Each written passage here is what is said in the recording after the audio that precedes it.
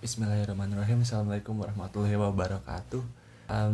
Udah lama nggak ngobrol-ngobrolin tentang buku. Sebetulnya beberapa hari belakangan ini sering mendapati insight tentang hal-hal yang berbau Islam. Ya, alhamdulillah, mudah-mudahan kita semua selalu diberi kemudahan oleh Allah Subhanahu wa taala untuk menyerap ilmu-ilmu yang ada di sekitar kita, untuk melihat tanda-tanda kekuasaan Allah Subhanahu wa taala, dan tak lupa salawat serta salam juga kita selalu junjung tinggi kepada Nabi dan Rasul kita Muhammad Shallallahu alaihi wasallam. Hari ini aku bakal cerita sedikit mungkin tentang apa yang aku dapati beberapa bulan ke belakang, dan di situ aku sempat ditunjuki oleh seorang teman, sebetulnya teman kosan juga. Nah, dia ngasih tahu tuh waktu itu ceritanya, aku lagi ngepost status tentang hikmah yang aku dapetin hari itu. Tiba-tiba dia ngechat dan ini ada buku bagus nih kok, judulnya Serangan Empat Penjuru. Kira-kira apa aja isinya?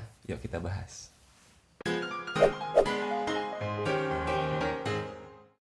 Oke, jadi buku ini sebetulnya bentuknya PDF. Tidak, pas kutanya ternyata tidak disebarluaskan juga, tapi waktu itu dia dapetin dari hasil beli satu buku. Nah, dia dapat buku ini kayak side booknya mungkin ya. Kalau lu beli buku ada buku kecil yang lu dapetin bonus, dan ini bukunya. Tapi walaupun buku bonus nih, ini bukunya, sorry ya, kelihatan nggak? Ini kelihatannya kayak kebalik gitu ya. Judulnya Serangan Empat Penjuru. Awal gua baca sih, ini penulisnya Heru Wibowo, diterbitin dari NAK Indonesia. Jadi kalau teman-teman tahu, Ustadz Noman Ali Khan itu kan beliau seorang pendakwah dari Amerika, dan beliau punya, ya ternyata di Indonesia juga ada kayak ininya lah, komunitasnya. Nah, komunitasnya itu bikin namanya NAK Indonesia. Dan ini NAK Indonesia yang mempublisnya lewat bentuk PDF. Dan waktu ku baca ini Serangan Empat Penjuru nih, mungkin kalau teman-teman kepikiran apa sih serangan empat penjuru?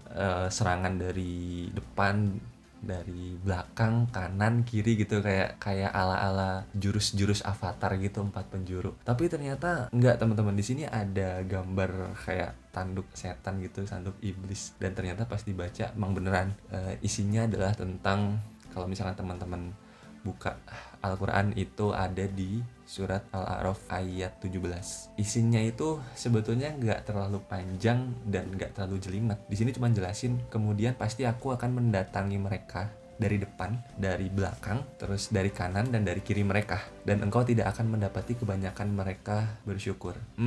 Kira-kira apa sih isi dari ayatnya? Dan ternyata isi dari ayatnya itu semua dibahas di dalam buku ini. Nah, kita coba masuk ke poin nomor 1 dulu. Di poin nomor 1 itu ada serangan dari depan. Tapi sebelum serangan dari depan, sebetulnya dulu aku juga sempat berpikiran, teman-teman, kita ngapain sih mikirin iblis? Kita ngapain sih mikirin setan? Kita ngapain sih ngenal karakteristik mereka? Toh sebetulnya kita juga punya sesuatu yang dinamakan hawa nafsu kan dalam diri kita.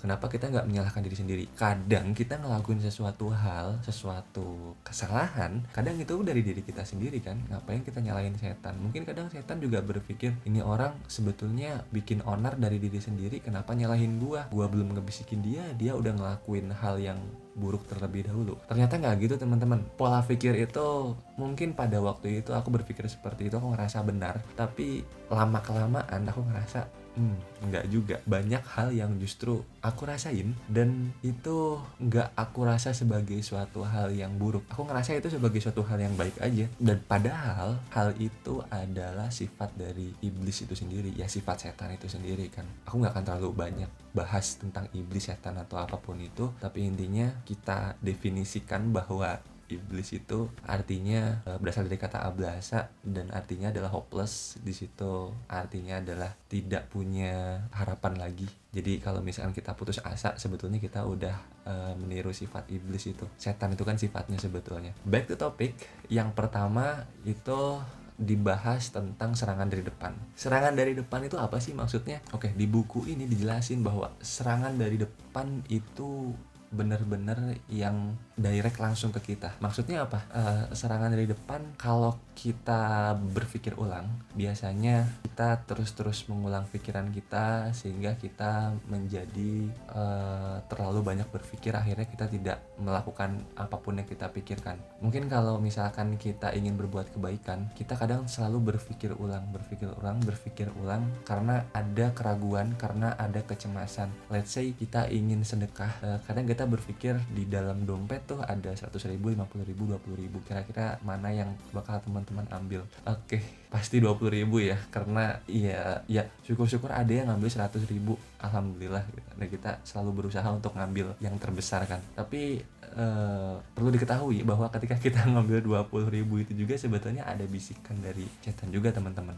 Ada bisikan dari setan di situ, yang mana nanti setan ngebisikin, nanti kalau misalkan lu masukin canceling 20.000, kan tadi yang 100.000 dan 150.000-nya bisa lu pakai untuk hal yang lain, untuk foya-foya, untuk beli hal-hal yang lu inginin, untuk beli hal-hal yang lu inginin dari lama dan lu belum bisa beli itu sampai sekarang. Nah, perlu diketahui teman-teman, dan ini kayak ngasih tahu ke diri aku juga kalau itu tuh sebetulnya nggak baik juga, karena setan tuh akan memberitahu kita bahwa kita tuh mesti ragu dengan hal-hal baik yang kita akan lakukan di depan. Kita mesti was-was, kita mesti khawatir, kita mesti ngerasa apa iya ya besok kita masih bisa makan, apa iya besok Allah bakalan nurunin rezeki buat kita dan segala macam halnya, yang mana sebetulnya Islam itu udah ngatur itu. Lu nggak perlu takut besok gak bisa makan, karena Allah udah berjanji bahwa selama kita masih hidup berarti ada rezeki kita yang masih ngalir, dan rezeki itu nggak selalu uang. Makanan, tiba-tiba ada tetangga ngasih makanan pas kita lagi lapar, itu juga kan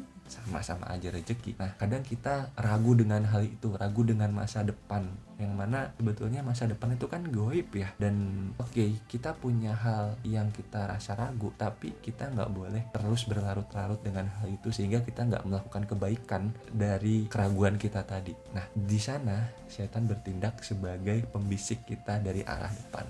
Oke, yang kedua, setan akan ngebisikin kita dari arah belakang. Maksudnya apa? Arah belakang itu kan bisa kita lihat pakai spion ya. Bisa kita lihat kalau kita ngelihat ke belakang, ngelihat sesuatu hal yang udah kita lewatin, atau biasa kita sebut sebagai masa lalu, masa lampau. Dulunya kita kayak gimana? Misal, kalau misalkan dulu kita adalah seorang, ya katakan kita seorang yang jarang sholat, masih bolong-bolong sholatnya, terus mungkin ada yang sering minum khamar juga, terus kita sering ngelakuin hal-hal dosa seperti itu. Sekarang kita ingin bertaubat agar tidak melakukan hal-hal yang seperti tadi di belakang, tapi again setan ngebisikin kita bahwa udahlah, lu kan udah banyak ngelakuin dosa, kayaknya Allah nggak bakal ngampunin lu deh, kayaknya orang-orang di sekitar lu juga bakal ngeliatin lu sebagai seorang yang pendosa deh, kayaknya kalau lu sering minum khamar orang-orang bakal ngejudge lu sebagai seorang pemabuk, atau kalau lu pernah ketahuan maling keropak di masjid, ketika lu masuk masjid orang-orang gak akan nerima lu lagi deh. Nah, itu adalah hal-hal yang setan bikin sedemikian rupa supaya kita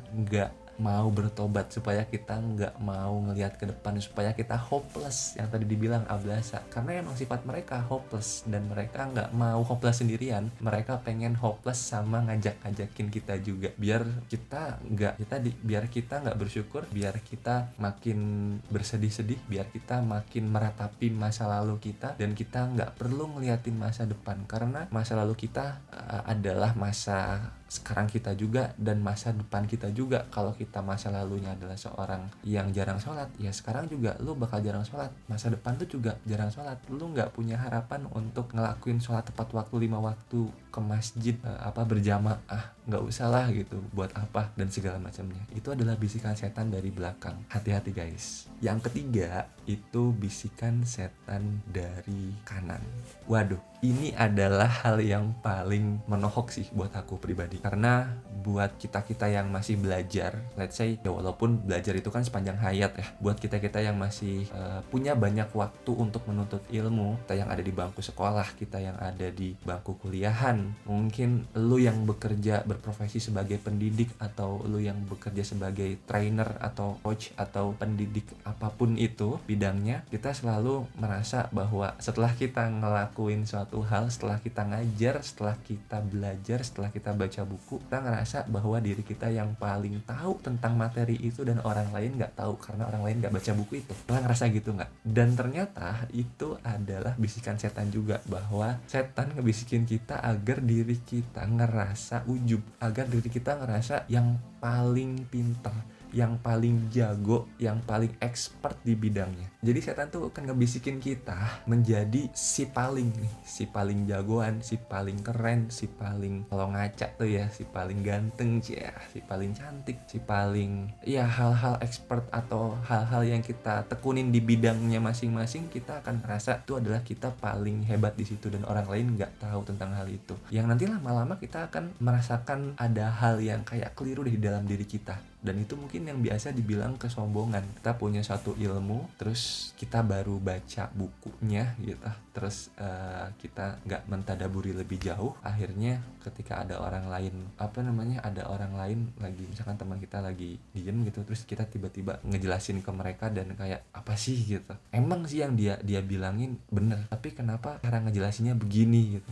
Kenapa cara ngejelasinnya kayak ngejudge. Kan kadang ada ya orang-orang yang kayak gitu, kayak ngerasa, lu tau nggak buku ini bagus loh, lu kalau misalkan suka baca buku harus baca buku ini nih gitu. Kadang mungkin penerimaan orang beda-beda ya.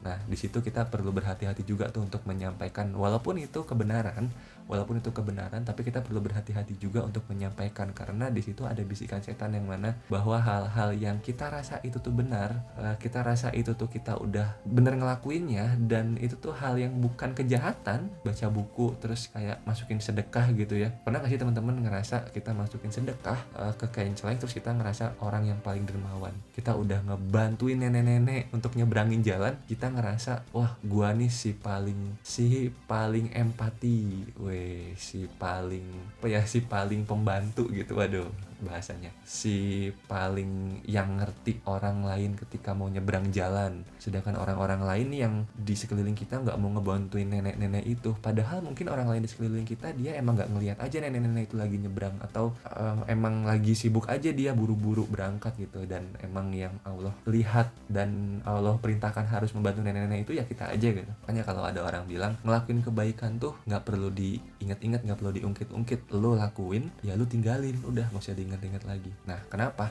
Karena di situ ada potensi setan untuk membisikin kita kalau ketika kita ngelakuin hal baik, di situ kita perlu merasa sombong, di situ kita perlu merasa si paling baik. Di sanalah titik setan itu atau iblis itu bisa tertawa dengan bebas ngeliatin kelakuan kita yang ngikutin apa yang dia bisikin. Itu adalah serangan dari kanan, dan sangat perlu berhati-hati dari serangan yang di kanan ini, termasuk ke diri aku juga. Sebetulnya kita perlu berhati-hati karena di sini tuh yang namanya kanan dan kiri kan biasanya kanan itu diidentikan dengan hal-hal baik ya, kiri diidentikan dengan hal-hal buruk, walaupun nggak setiap itu juga, tapi secara umum kan begitu. Hal-hal yang ada di kanan, hal-hal kebaikan yang ada di kanan, kita perlu ngelakuinnya tanpa kita ngulik-ngulik lagi, tanpa kita ngerasa bahwa kita tuh adalah si paling. Nah gimana caranya kita ada di posisi tengah walaupun kita lagi ngelakuin kebaikan. Yang terakhir adalah potensi serangan dari kiri. Walaupun serangan dari kiri ini sangat-sangat jelas, sangat-sangat gamblang, nggak seperti serangan dari kanan tadi yang kita tuh dibuat seakan-akan sedikit demi sedikit ditarik ke arah yang mengikuti bisikan setan. Kalau dari kiri ya kita udah jelas, kita ngelakuin hal-hal yang buruk. Tapi jangan terlena juga, bukan maksud setan itu bahwa kita ngelakuin suatu hal kejahatan, tapi sebetulnya serangan dari kiri ini effectively lebih ke arah setan mengganggu kita, membisikin kita agar kita lemah terhadap keinginan niat kita untuk berbuat baik. Bukan tentang kejahatan aja ya. Jadi bisikan setan itu bukan cuman kayak ayo maling-maling, ayo nyopet-nyopet, ayo ngejalin orang, ayo minum khamr, ayo nggak sholat, nggak gitu doang. Tapi sesimpel lu udah bangun dari subuh lu pas ngematiin alarm, dan itu kayak ya udahlah ntar lagi lah 5 menit lagi, 10 menit lagi. Nah itu adalah usaha setan untuk melemahkan kita berbuat baik. Nah di situ kayak ada suatu hal yang agak beda ya sama serangan dari kanan tadi. Kalau dari kanan tuh kita dibuat tinggi sama setan. Kita dibuat apa ya, yang udah ngelakuin banyak hal padahal cuma ngelakuin satu hal yang baik doang, tapi kayak kita udah ngelakuin beribu-ribu hal baik dan itu malah jadi nggak baik. Kalau dari kiri ini kita dilemahin untuk berbuat baik. Kalau ada orang yang jatuh di depan kita misalkan dan itu nggak ada yang nolong, kita masih terus berpikiran, lagi naik motor gitu ya, jatuh sepeda di depan kita masih terus berpikiran ya udahlah, ntar juga ada orang lain yang bakal ngebantu, nanti juga bakal berdiri sendiri dan segala macamnya. Nah, itu adalah hal-hal yang setan bisikin dari kiri. Walaupun ada juga bisikan langsung kayak ayo maling gitu, ayo ambil barang itu walaupun itu bukan punya kamu, tapi kamu butuhkan, nggak apa-apa lah, toh cuman sekali doang gitu. Kayak misalkan nggak sholat, bisikinnya tuh nggak kayak langsung udah nggak usah sholat, nggak, tapi ayolah yang biasanya lo ke masjid di rumah aja lah sekali ini doang.